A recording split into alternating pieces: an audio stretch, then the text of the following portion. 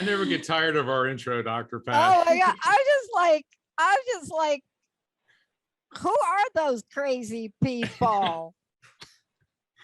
Well, you know, we had so much fun when we were doing that recording of that, and it was so creative. And, you know, I think we're going to have quite a bit of fun tonight, too. We're going to have fun tonight, too. I'm already having fun. Before you even introduce our guests, I got to tell you, I did a sneak peek.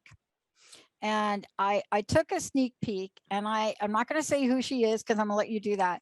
But I looked at her newsletter, and I looked at the best and the worst, and I'm reading down the page, and there's something literally out of this page. I thought, oh my gosh, she is right on. So it's the good news and the bad news. And I'm just going to say this, and then you take it away.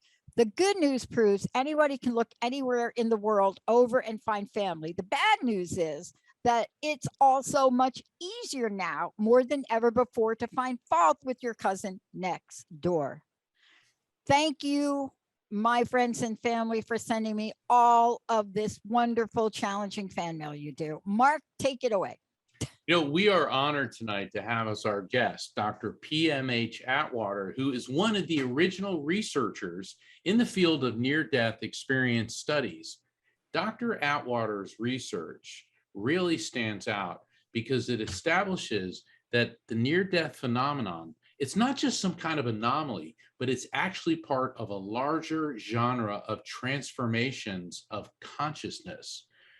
She combines her decades of near-death research with the examination of altered states of consciousness, mysticism, and psychic phenomenon. This lifetime endeavor conducted by Dr. Atwater covers over 43 years of work and involves the examination of nearly 7,000 people.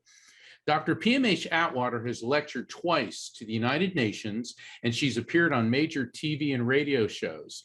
She's received the Lifetime Achievement Award from the National Association of Transpersonal Hypnotherapists and the Outstanding Service Award from the International Association for Near-Death Studies.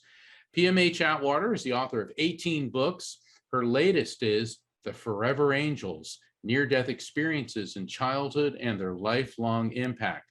Now, due to a technical difficulty, she won't be on camera, but let me tell you something. It's going to take a lot more than a technical problem to stop this force of nature from coming onto the show, the psychic and the doc. Welcome, Dr. PMH Atwater. It's good to have you. Yeah, yeah.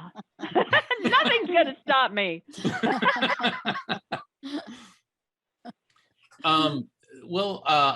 speaking of the International Association of Near-Death Studies, I have it on good information that you are one of the headline speakers at the IANS online conference between September 2nd and the 5th. Is that true? Well, I'm one of the founders. I figured. So I go way back. I go way back, guys, way back. Wow. Kenneth Ring first found me. I had written a little book called I Died 3 Times in 1977. It was in a Hartford bookstore. He walked in, saw that title of that little book, and tracked me down by telephone. He came over. I was living then in Harrisonburg, Virginia. He came over, my husband and I, he came over, spent the weekend with us, and then said, he, we had all kinds of discussions and talks and everything. And then by the early morning hours, he said to me, "You know more about the near-death experience than anyone else. Wow. You have to come up to Connecticut and meet your colleagues." I didn't know there was any colleagues. I didn't, I'd never heard of Raymond Moody, never read the book, none of that. All I knew was what Elizabeth Kubler-Ross had told me when I met her at O'Hare Airport. That was in 1978. I told her about my experience. She called me a near-death survivor. She didn't use the word experiencer. And she told me all about the near-death experience. I only had what she said. And in my third near-death experience, I was told by an incredible voice. I call it the voice like none other. I mean, it was a voice that was so big, it filled the universe. I mean, wow. And that voice said, and I quote, "Test revelation. You are to do the research, one book for each death." Then it showed me what I was to do. It didn't tell me how to do it. It did not name book 1. It did name book 2, which is Future Memory. If you haven't read that book, get it. It is not a book. It is a labyrinth. You have to read it like you walk through a labyrinth, and it will bring your consciousness up to the next highest level possible for you.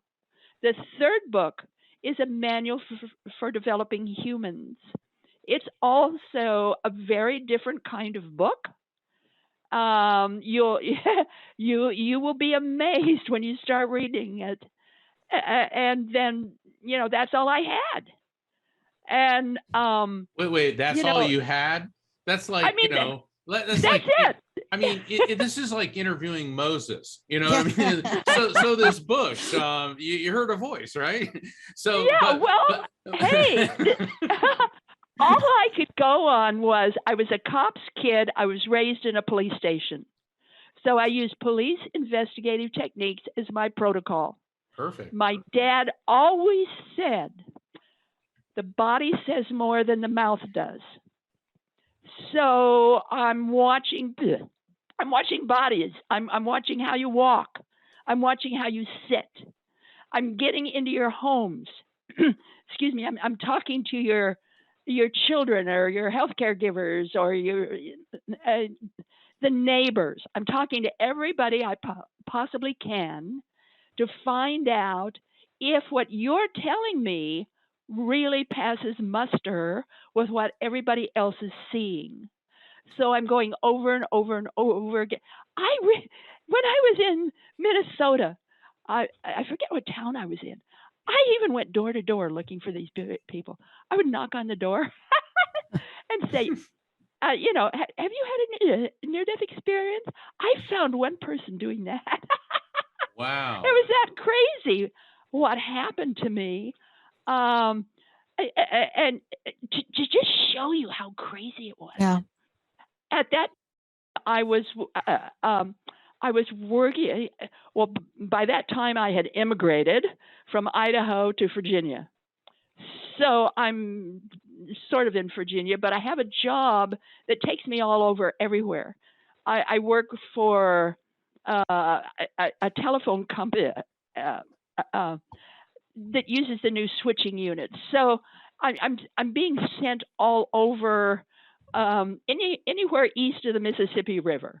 So I'm going all over these different towns and places, and so I'm doing a job in Macon, Georgia, and you know, I have a little extra time, so I take my little paperback, I go over to the truck stop, and I'm sitting there and I'm having some orange juice and I'm reading from my book.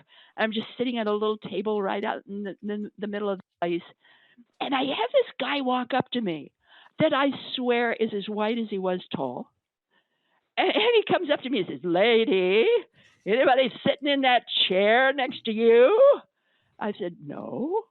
He said, "Can I sit there?" And I thought, well, you know, what could happen? So, okay, you can sit. And so he puts his elbow on the table. He gets as close to my face as he can get. And he looks at me eyeball to eyeball and he says, "I want you to know that I still swear and I still drink whiskey, but I want you to know all about the time I died and what I saw." Well, I mean, I don't know this guy. He doesn't know me. And that kind of thing happened for years and years and years. I finally decided that I must be wearing some kind of billboard that on the back says, "Tell me about your near-death experience." Wow. Because, you know, how do these people know? Well, can I back up a bit? And I know Sure. we're coming up on the break, but Sure. I want to talk about the voice. And because I've had, and I think many people have had encounters with an entity and an intelligence they term as the voice.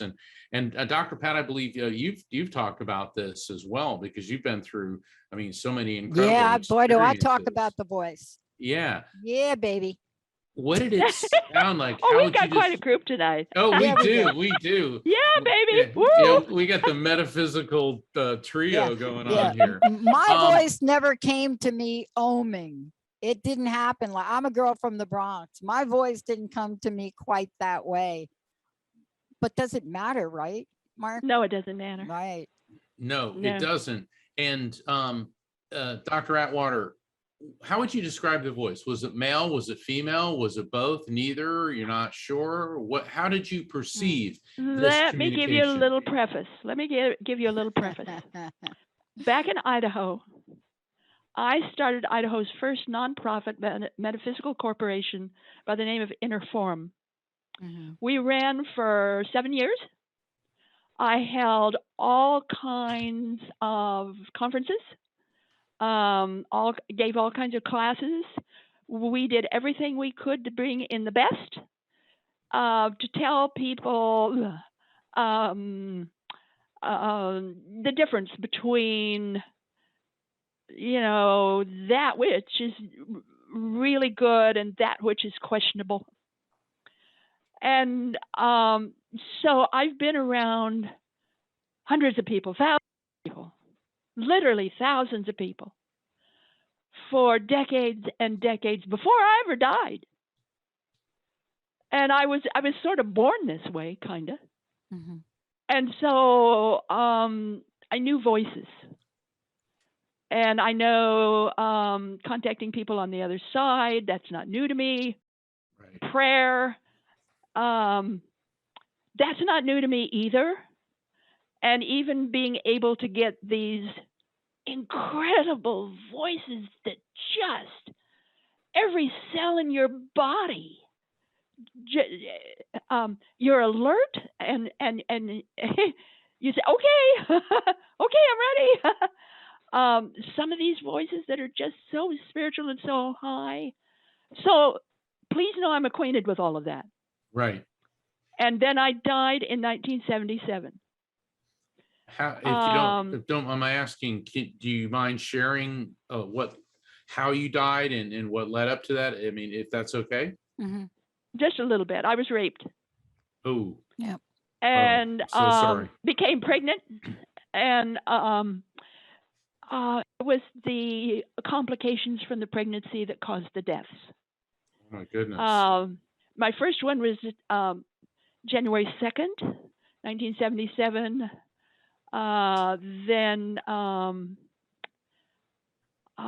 Then it was January 4, and then March 29, and then later that year I had 3 major relapses, one of which was total adrenal failure. When this was all over, or even during it, I had to relearn how to stand, how to crawl, how to walk, how to tell the difference between left and right, how to see properly, hear properly, and I had to rebuild all my belief systems. So everything I knew up until that point, I lost it. It was gone. And I had to rebuild everything. Yeah. And in that rebuilding process, I discovered a me I didn't know existed. And that voice that spoke to me is, I cannot compare it to voices in prayer. Yeah. I cannot compare it to any other kind of voice I've ever heard in my life or ever heard of. All I can say is that this voice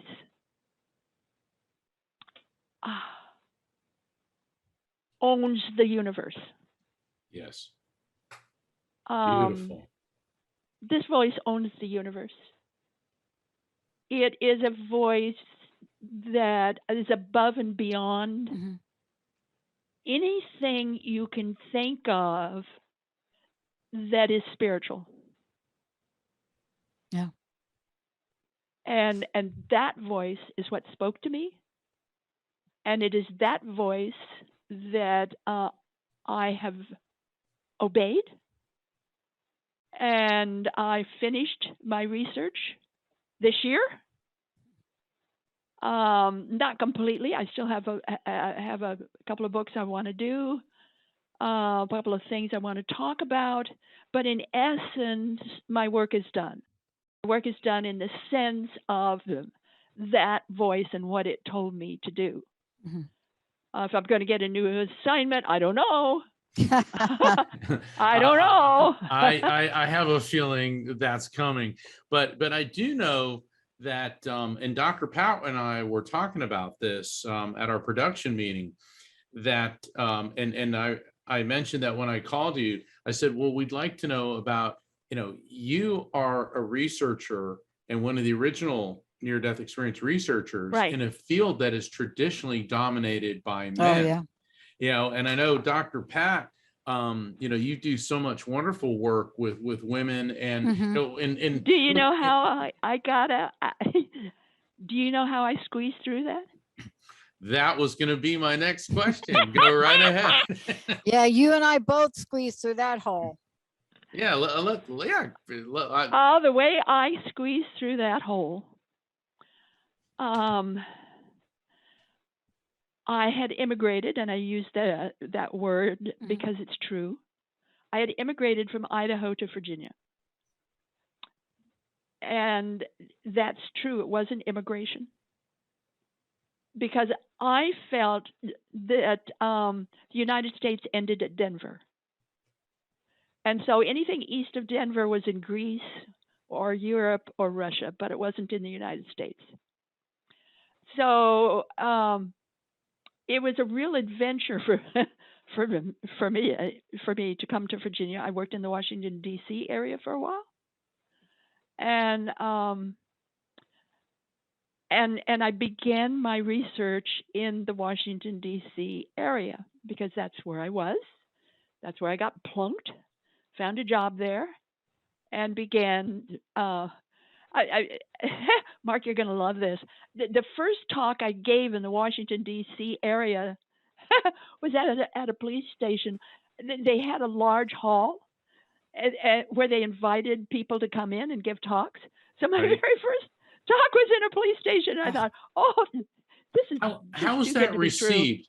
Because I know that you were raised in a law enforcement family, and as a prosecutor and defense attorney, I've worked with, and as a medium actually, I've worked with law enforcement quite a bit, and I know that people certainly have their conceptions, but It terrified me.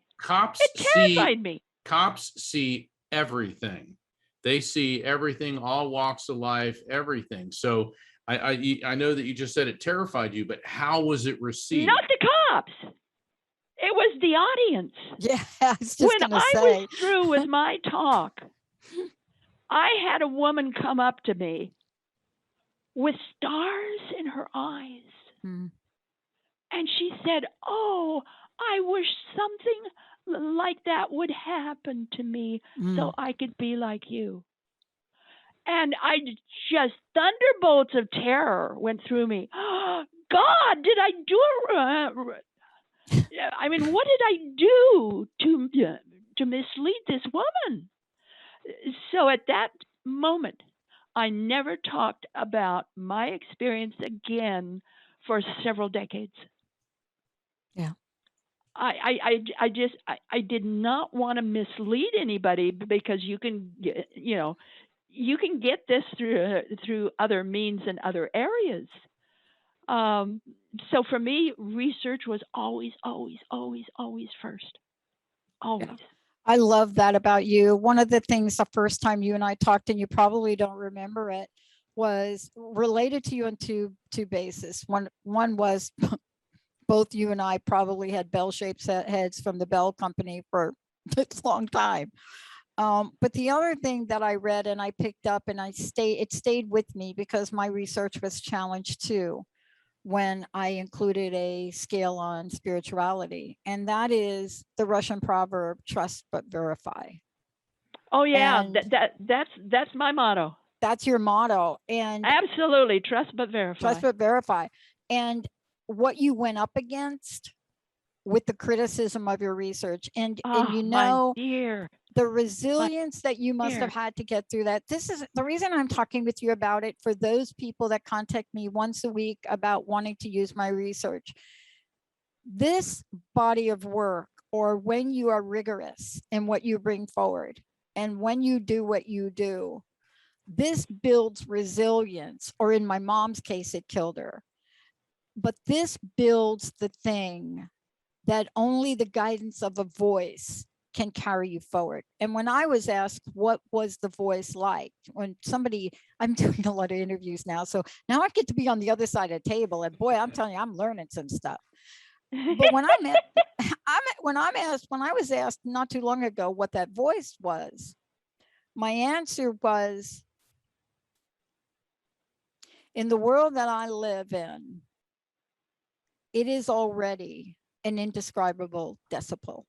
It cannot be described. Even the word decibel doesn't really make it. Yeah. But what you've done, and to be here laughing about it, and to hear you say that this, let's just call it episode from The Voice, you're done. I got to tell you, I'm excited about whether you get a new voice or something happens, because these are the things that we're being asked to talk about. And there's a boldness. And, you know, I have to give you credit for this.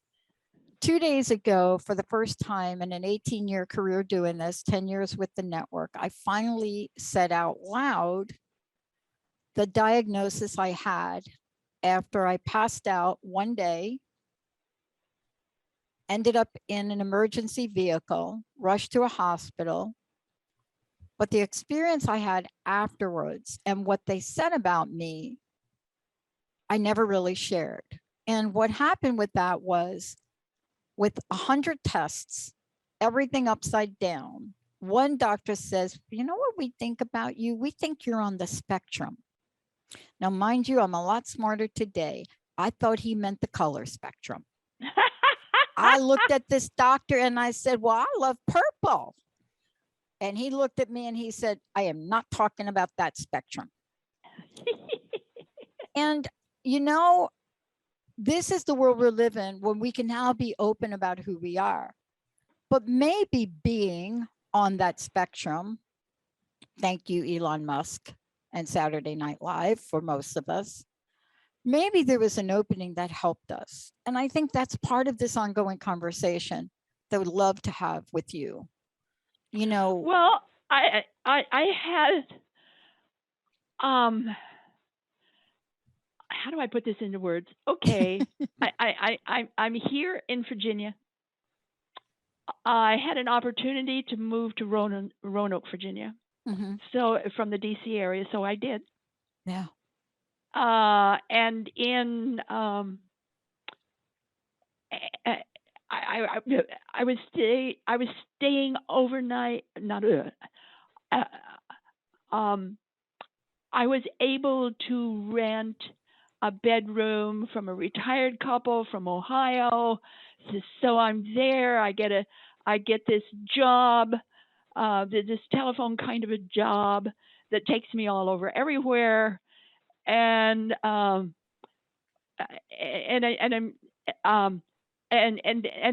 Terry Atwater had proposed, Mhm. and so I'm thinking, you know, I'm gonna get married. What will my name be? And so I'm thinking, what, numerology, astrology, couldn't peg the name at all. So I gave it to God.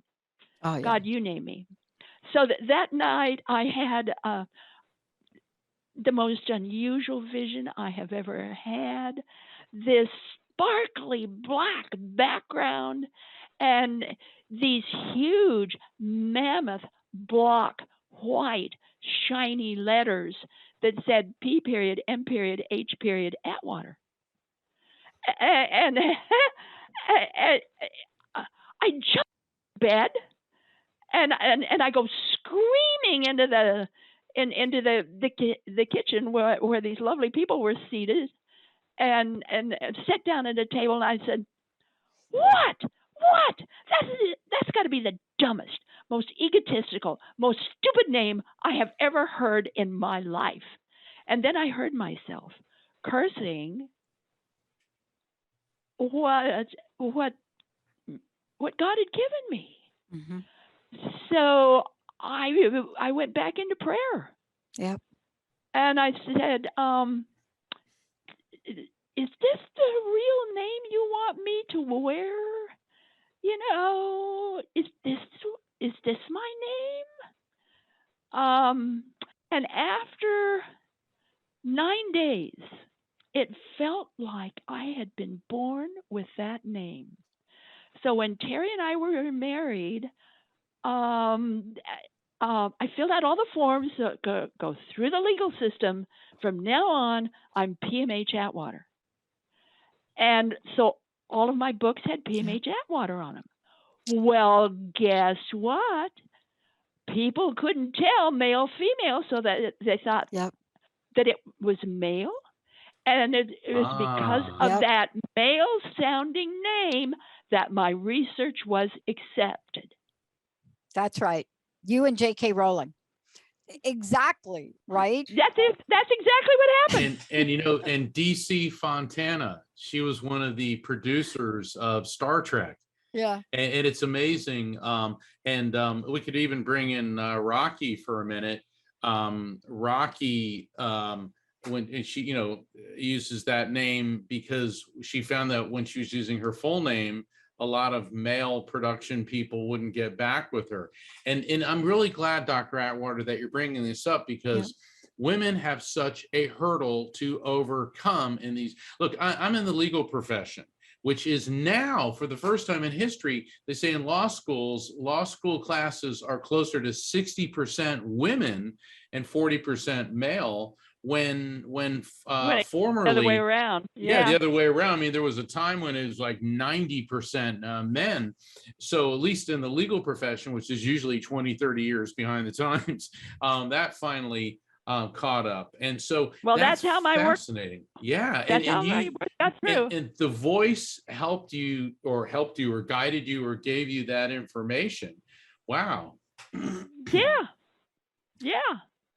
So Yeah. that's how I broke through the barrier. I love it though, because you know, when spirit operates, when you hear the voice, we always think sometimes that, you know, if we go to this place, now I hear it. I mean, this is what happened to me after that drive to the hospital event.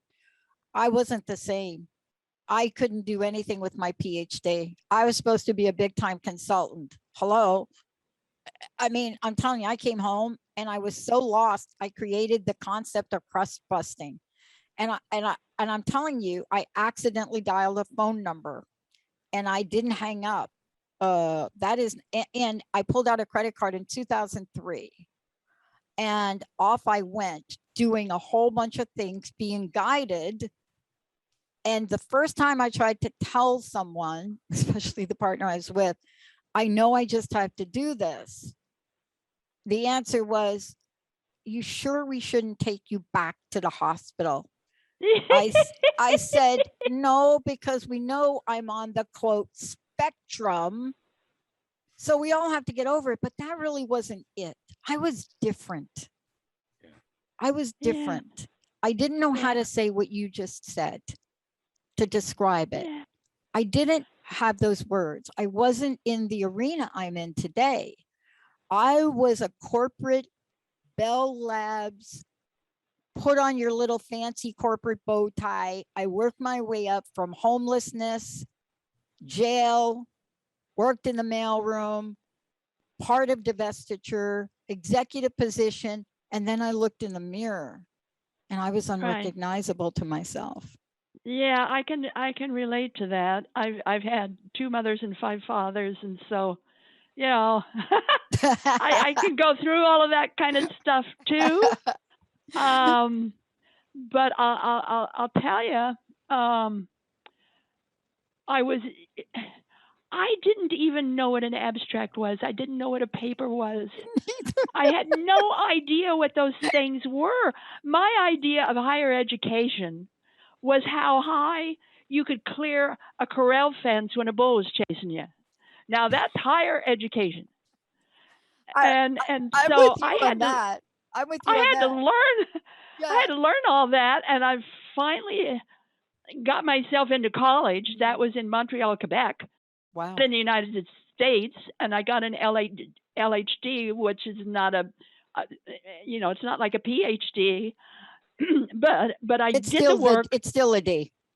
I did the work, and I got my papers published in peer-reviewed journals. Some of my work, I was mentioned in Lancet Medical Journal for some of my work. I mean, my work, nearly 5,000 adult and child experiencers. So if you're going to look back at my total involvement in working with people, but even before I died, you know, if you're going to look at that, then it's closer to 7,000 or 8,000 people that I've worked with. But specifically, nearly 5,000 adults and children, and spent a lot of time on the after effects, because that's so important that we look at the after effects, and especially with children. And I'm going to tell everybody, get the book, The Forever Angels. Oh, I love that book. Because we've got to look at the whole experience and how it affects children. Yes, the out of the mouth of babes stories are wonderful. We love those stories. But who goes back 5 years later, 10 years later, 20 years later, and talks to that same kid? What's it like for you now? And you'll find out it's very, very different. What we're finding with what I found now, excuse me, this is a major study. It's 397 people. So it's a major study of child experiencers. It started in the 90s. My first book on that was The New Children and Near-Death Experiences. And in that study, my limit, or what I was looking for, was birth to the age of 15. Well, I had hardly any teenagers or tweens. It went up to about the age of 7. So I could take that work and I could combine it with the new study. 5 years old, birth to the age of 5. So I could combine those studies. So that's the 397.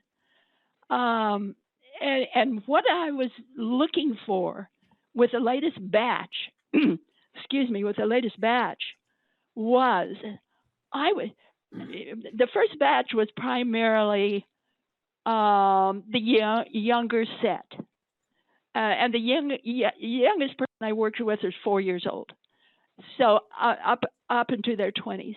This time I went after those that were more mature. So we're looking at people 50s, 60s, 70s, 80s. And they had to validate their experience. Well, believe it or not, this lady who was 82, her sister was able to validate her experience. Her sister was in her 70s. So it was just, fabulous. But my question to the older people was, did having a near-death experience at that tender age make any difference in your life? If it did, what? So basically, I'm asking for essays. I'll tell you, those essays, many of them were so tear-stained, I could hardly read them. One woman said, and she's a woman in poverty. She said, nobody checks people in poverty. Well, I did. She saved all her pennies until she could afford in a folder to send me her material. I mean, it's fabulous. And what I'm finding with these kids, most of them could remember their birth. 1/3 could remember being in the womb. 2 could remember conception. One of them drew a picture of it when she could and showed it to her parents. And they were very embarrassed, but she was very right. So she was there and saw, the exercises that they were doing in bed, and drew a picture of it. Can you imagine that? But these kids, most of them are coming back more intelligent, really intelligent. It's fabulous.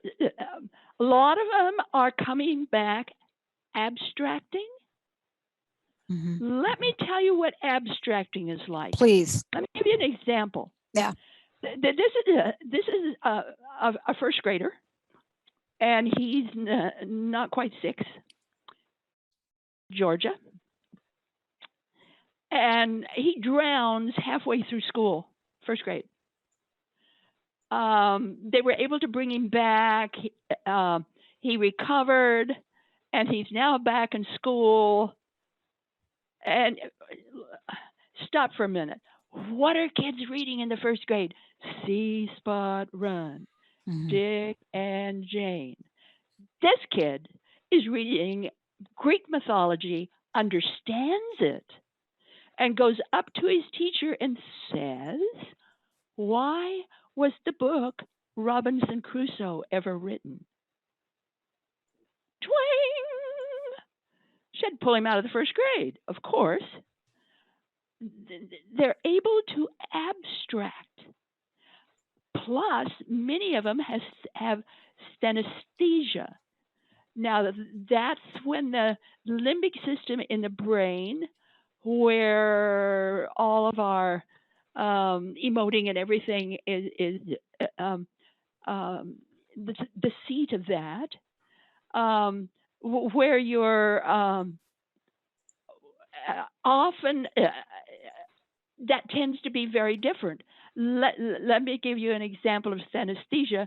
I can do that from my own life. No, I did not have a near-death experience as a little bitty kid, but I was born with synesthesia, where your sensing systems are different.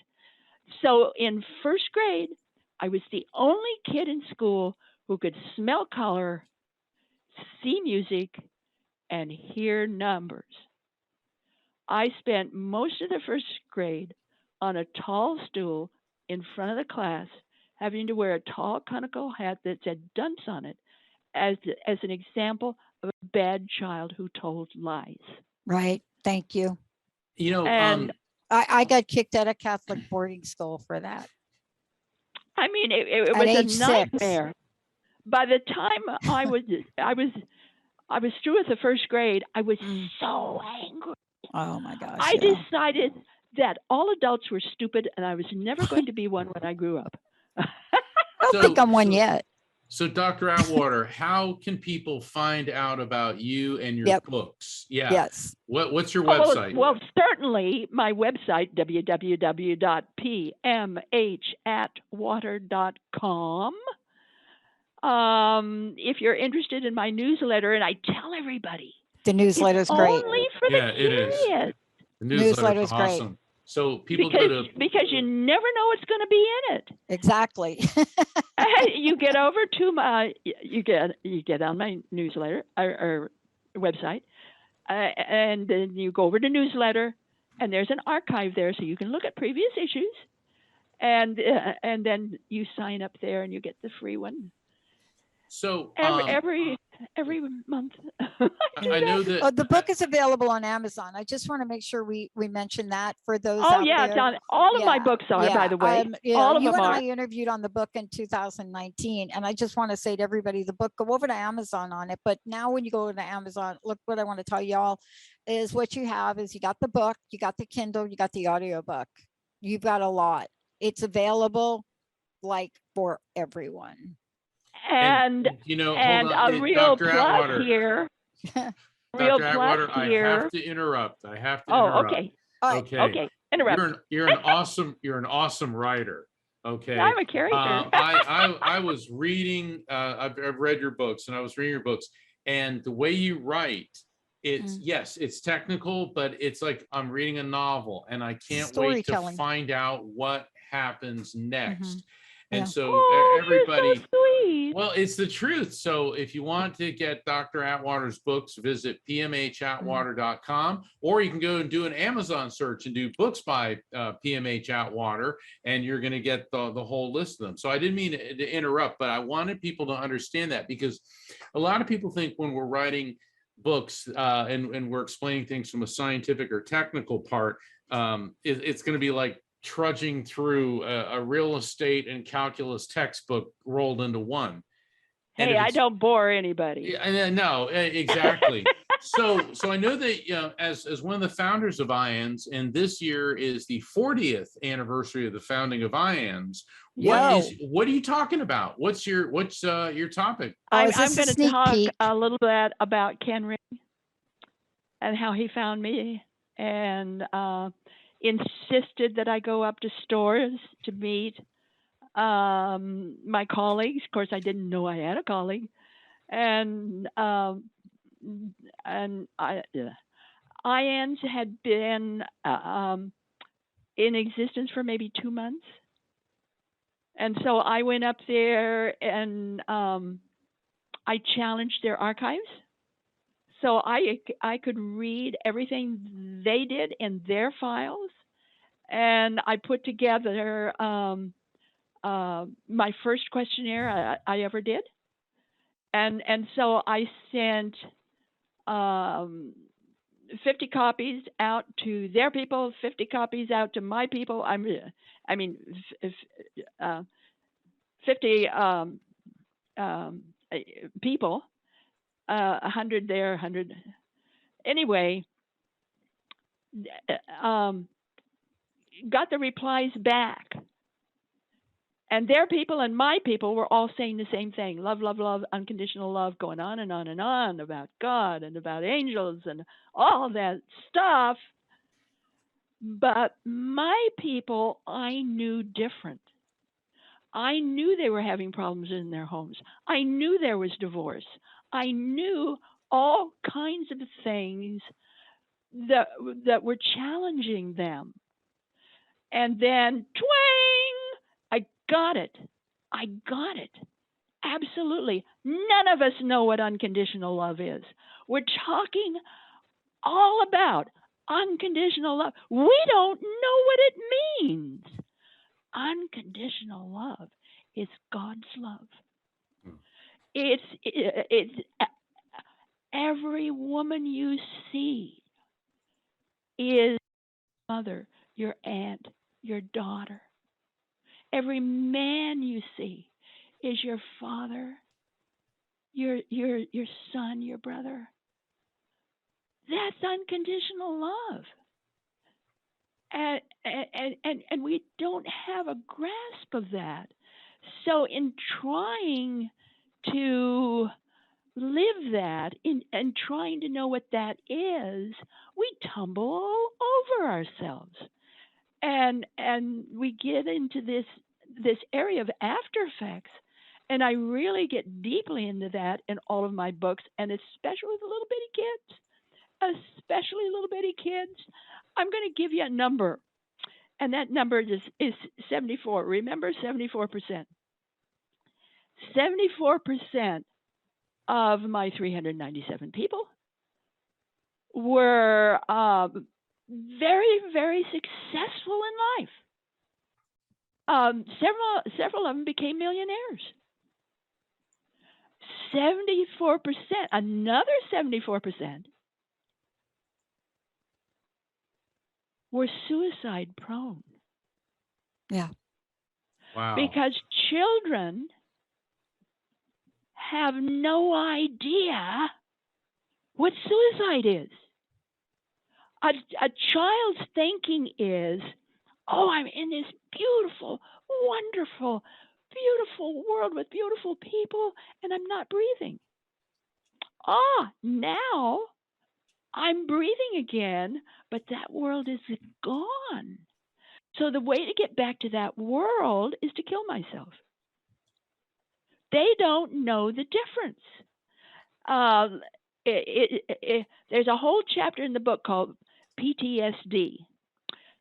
34% in my research were positive about having had a near-death experience. 61% were negative. And that's it's home. It's all about home. They want to go back to their home. It's all guilt for wanting to go back, betrayal for getting kicked out. It's all about home. Can I ask a question? We need to look at that.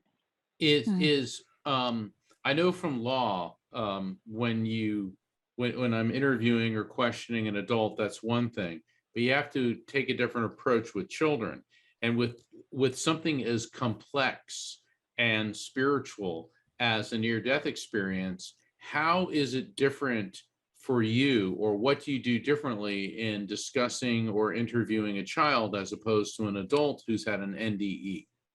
You never have your eyes above theirs. Never. So if the kid is 4 years old, guess where you are? You is on your knees or on the floor. Your eyes can never be above theirs, ever. It always has to be at the eye level. And when you're working with children, you have to make sure their parents are not in the room. There are no other like a school teacher or something like that, or a nurse, or they cannot be in the room. It's just you and the kid, and maybe you might pat him a little bit on the shoulder and just listen and smile, and open up the conversation, and they'll take off 90 miles an hour. You don't have to worry about kids. And if you want to ask a little question, that's fine. But mainly, you're looking at the body. Remember what my dad said. The body says more than the mouth does. So you're watching what they're doing. That has a meaning. And you know what that meaning is. It makes a real difference. I want to say something here. I don't know how long this show is, but I want to talk about out-of-body experiences. Yep. We have a good Specifically 6 minutes for you to go. We have how long? 6 minutes. Okay, I'll hurry.